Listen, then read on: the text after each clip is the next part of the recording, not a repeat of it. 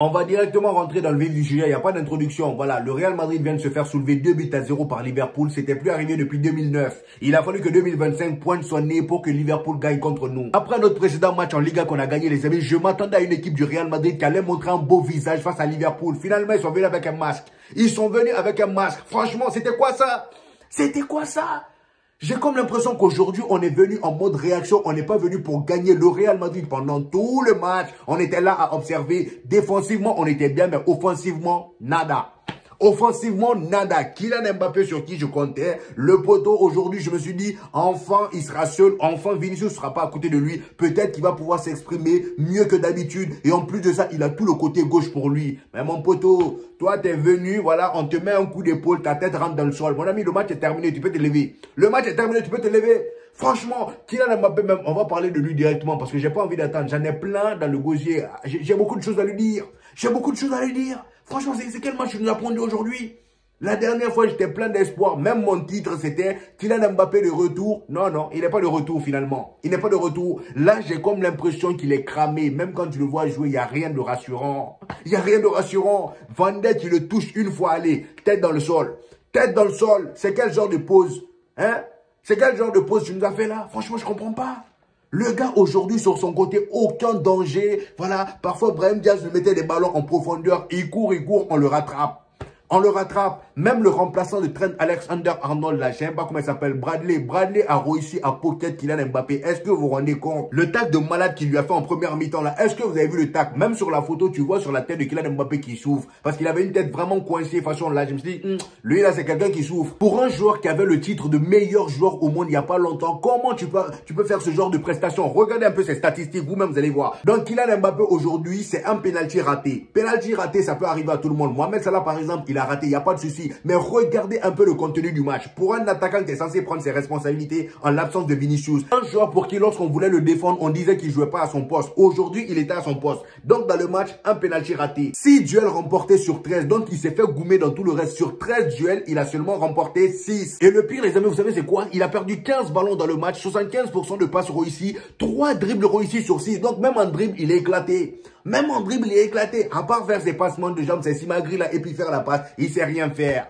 Il sait rien faire, franchement. J'étais là devant ma télé, concentré. À chaque fois qu'il avait le ballon, j'ai dit, fais quelque chose. Non, il donne le ballon. Comme s'il me disait, non, je veux pas. Non, je veux pas faire quelque chose. Mon ami, si tu veux pas faire quelque chose, il va falloir choisir un chemin. Soit le chemin autoroute de Eden Hazard, soit le chemin de Vinicius. C'est soit tu restes ou tu dégages. Soit tu restes ou tu dégages. Parce que nous, on ne peut pas continuer comme ça. On a investi sur toi. Regarde la présentation de Tarek qu'on t'a fait pour t'accueillir. Regarde ce que Florentino Pérez a fait. Hein? Je veux bien que les Gareth Bale viennent à la fin du match dire, ah, soyez passé avec Kylian Mbappé. Kylian Mbappé, dans son meilleur niveau, c'est le meilleur joueur au monde. Oui, dans son meilleur niveau, c'est le meilleur joueur au monde. Et ça, on peut le dire pour n'importe quel joueur. Eden Hazard aussi, dans son meilleur niveau, c'était le meilleur joueur au monde. Mais finalement, est-ce qu'on a vu le meilleur niveau? Non. Est-ce qu'on a vu le meilleur niveau? Non. Kylian Mbappé aussi, c'est pareil. Vous voulez qu'on attende combien de temps? Là, en Ligue des Champions, on est les derniers qualifiés au moment où je vous parle. 24e, les amis. On va attendre jusqu'à quand? Ou bien on sacrifie cette saison.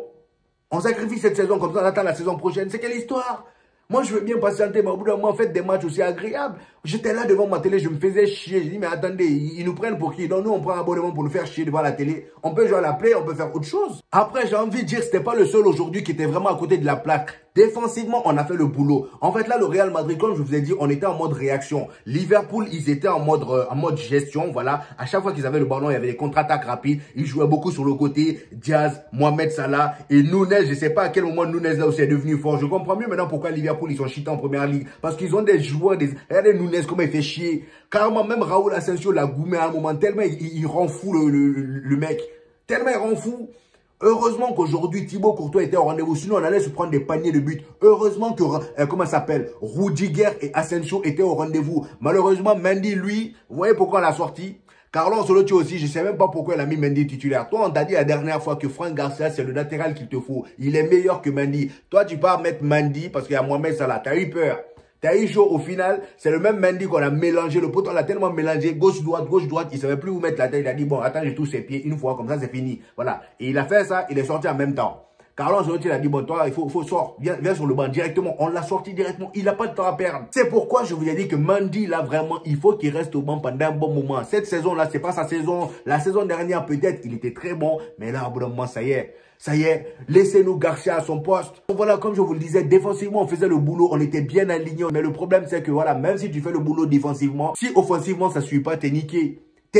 Brahim Diaz faisait son mieux, mais Kylian Mbappé à côté de lui, ça collait pas. Voilà. Arda Güler aussi, pendant un moment, il jouait très bien. Mais après lui aussi, j'ai vu qu'il n'était pas vraiment dans son jour. Jude Bellingham également, même si son match n'a pas été dégueulasse, mais je trouve qu'il n'a pas été au rendez-vous comme d'habitude. Kamavinga a été ma seule satisfaction. Et lui aussi, malheureusement, il s'est blessé. Comme si quelqu'un nous avait bassé. Je sais pas qui est en train de nous manipuler là depuis un moment. Mais franchement, mon frère, t'es fort. Voilà. On a compris que t'es fort. Arrête maintenant. Arrête maintenant. Si toi aussi tu as le même marabout que Ferran Torres ou Gérard Martin, dis-nous. Comme ça, nous, on va aller en chercher un autre pour te contrecarrer. Parce que là, depuis un moment, je sais pas c'est quelle histoire de blessure ça. Carrément, tellement on a des blessés. Dites-vous que là, Kamavinga s'est blessé. On a réussi à faire rentrer un blessé à la place d'un blessé. Lucas Vazquez est rentré alors que le gars il était blessé de base. Il était blessé de base. C'est vrai qu'on nous avait dit que voilà, c'est probable qu'il joue aujourd'hui face à Liverpool. Mais est-ce que vous vous rendez compte un peu que là, c'est des va-et-vient. Quelqu'un sort de l'infirmerie et l'autre rentre. C'est quelle histoire? Je ne vous mens pas que pendant un moment, j'ai eu un peu d'espoir lorsque Carlo Ancelotti a fait les changements. L'entrée de Lucas Vazquez et Dani Ceballos. Qui aurait cru que ça aurait pu me donner de l'espoir un jour? Lucas Vazquez et Ceballos qui rentrent pendant que tu te fais chicoter. Voilà. Au moins, Lucas Vazquez, il est rentré. Dani Ceballos sur l'action du penalty, voilà, que Lucas Vazquez a provoqué. Franchement, les deux ont été importants là-dessus. Modric qui laisse passer le ballon. Franchement, je me suis dit, ah, enfin là, on va égaliser. Comme ça, au moins, on va pousser jusqu'au bout. Mais ça, c'était sans compter sur Kylian Mbappé qui allait te tirer, voilà, le ballon sur le gardien. Après, c'est un penalty, les amis. On peut pas lui en vouloir. Je l'en veux pas pour le penalty. Mais au bout d'un moment, dans le jeu, il faut être présent, Kylian Mbappé. Il faut être présent. Finalement, après ce raté là, Mohamed Salah aussi prend pour lui. Il jette à côté. Je me suis dit, ah, Kylian Mbappé même était mieux. Au moins, lui, il a cadré. Mohamed Salah, lui, il est allé chercher un supporter ou un caméraman à côté. Où est-ce que je vais dire? Et là, on est resté dans tout ça, les amis. Le deuxième but est venu. Et c'est là, moi, j'ai pété les plombs. J'ai tout arrêté. Parce que le deuxième but, les amis, comment on peut se prendre ce genre de but là? Gakpo, il est tout seul dans la surface. Comment il peut être tout seul comme ça? Le ballon vient, le gars il saute tout seul, il n'y a même pas de pression, il est tranquille, il met le ballon dedans. Thibaut Courtois ne pourra pas nous sauver tout le temps. Il ne pourra pas nous sauver tout le temps. Il ne pourra pas nous sauver tout le temps. Franchement, même sur le premier but qu'on a encaissé, Thibaut Courtois il fait un arrêt de malade. Et juste après, le même tir qu'il a arrêté là, il a reçu à peu près la même chose et c'est rentré. Il ne peut pas nous sauver tout le temps. Ça, c'est un exemple parfait. Et pendant qu'on est mené 2-0, qui je vois sur le côté en train de se chauffer? Pasteur Valero. Je me dis, oulala. Alors Carlo Ancelotti, il va falloir nous dire exactement ce qui te passe par la tête. Parce que là, tu nous perds.